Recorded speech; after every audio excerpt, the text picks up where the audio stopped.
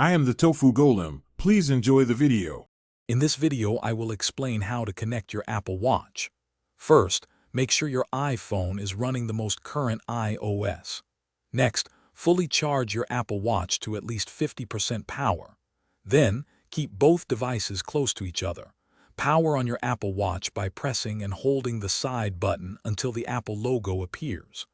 This ensures a smooth and quick pairing process, getting you ready to enjoy your new device. Once your watch is on, open the Apple Watch app on your iPhone. You'll see a Start Pairing option on both devices. Tap it on each. Your iPhone will then prompt you to use its camera. Hold your iPhone over your Apple Watch, aligning the watch's animated pattern within the viewfinder. This automatically pairs the devices, making the connection seamless and quick. If this doesn't work, you can pair manually. After successful pairing, you'll be guided through the setup process. You can choose to set up your Apple Watch as a new device or restore from an existing backup if you've had one before. Review and agree to the terms and conditions. Next, create a secure passcode for your watch.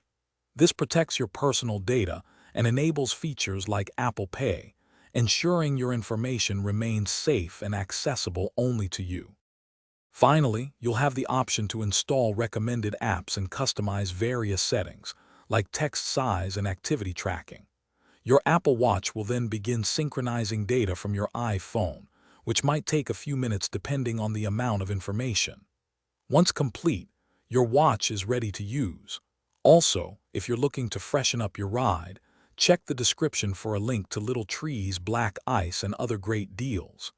Enjoy your connected Apple Watch. Thanks for watching. Consider subscribing if we helped you today.